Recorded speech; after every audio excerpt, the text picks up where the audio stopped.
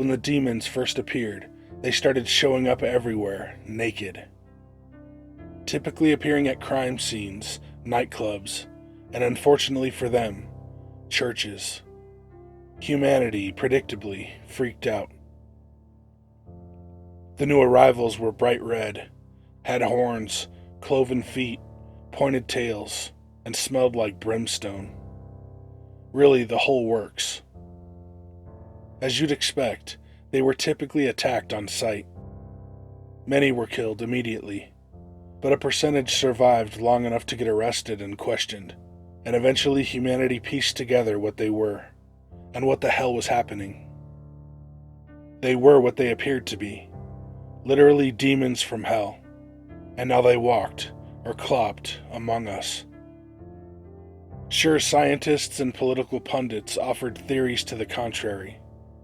There were talking heads on television and articles online claiming that they couldn't be actual demons. They were likely creatures from another dimension, another planet, that they were psychic manifestations from the Gestalt, etc.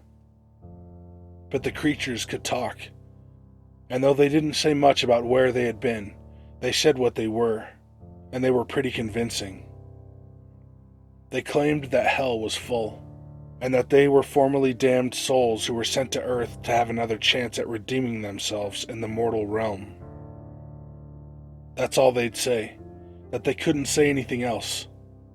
Their lips were sealed. Even though they refused to share much more than that, what they shared was enough. And at the end of the day, well, actually a 4-year quarantine, most first world countries chose to believe them, and there was an honest attempt to gradually integrate them into society. It wasn't a smooth process by any means. There was a ton of resistance, but at first there were also a ton of government incentives as well. If, for example, you were a business owner and you employed one, their salary would be paid and your business would be tax exempt as long as they were an employee. As the owner of a small coffee shop on the verge of going out of business, it was a matter of being damned if I did and damned if I didn't, right? So I decided I'd be damned, and I hired a bright red demon named Hargathorpe to work at my cafe. He was smart as hell, worked like the devil, and the novelty of having an honest-to-God or honest-to-Satan demonic creature behind the counter got my business some publicity, and even attracted a few new customers at first. My other employees got along with him for the most part. I did too, and it was working out fine, at least initially. But the demons attracted a lot of negative attention too. My shop was vandalized. Me and my other employees were harassed, and we had to deal with regular protesters. It was a damned hassle. More of a hassle than the tax breaks were really worth. And when the legislation was passed that made demon-free zones tax-exempt for religious reasons, I had no reason to keep Hargathorpe on staff, and I let him go. It wasn't just my idea. My staff and I agreed it was what we had to do.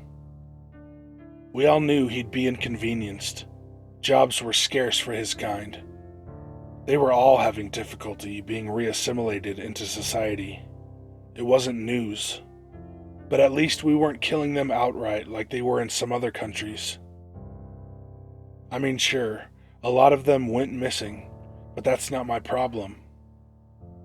Maybe they went back to hell, disappearing as mysteriously as they had appeared in the first place. But Hargathorpe didn't go to hell. I'd occasionally see him panhandling on the interstate off-ramp, or rooting through dumpsters in the alley behind the shop. He was looking and living pretty rough. It wasn't my problem, but I felt a little bad about it. I'm not a bad guy. I just couldn't do much to help him. It wasn't my responsibility, and it wasn't my problem to solve. That's what I told myself. That's what we all told ourselves. Eventually, I heard from one of my employees that Hargathorpe had been found frozen under an overpass. It had been a cold night, and they freeze faster than normal people. There were actually jokes in the local news about it. I personally didn't think the jokes were funny. That should count for something, right? Eventually, all the demons disappeared. But, yeah, most died from neglect. Many were violently killed by fundamentalists, but most starved, or got sick from malnutrition, or froze to death during winter. It was a tragedy, sure, but they weren't wanted.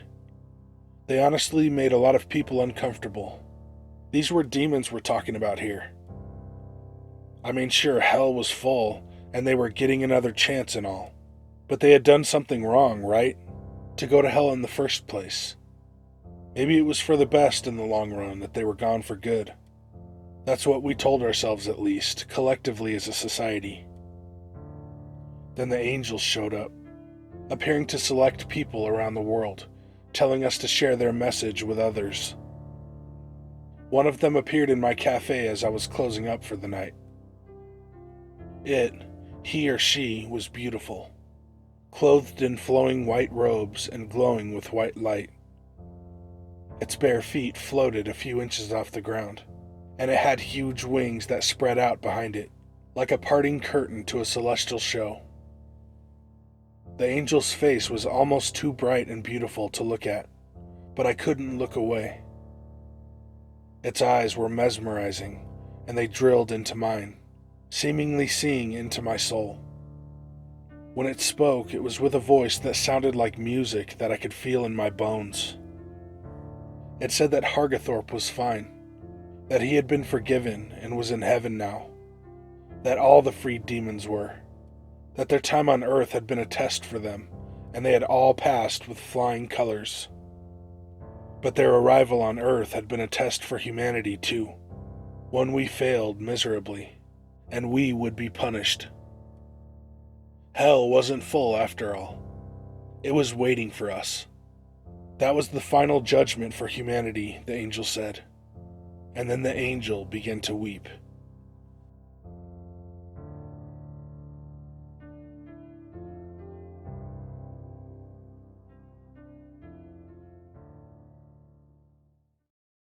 Hey guys and ladies, thanks for watching. Links to all my shit are down in the description. My merch, my Patreon, my social media, my Discord. That was Work is Hell by Becauseisaidsotoo. That dude is my buddy. We've done a lot of stuff together.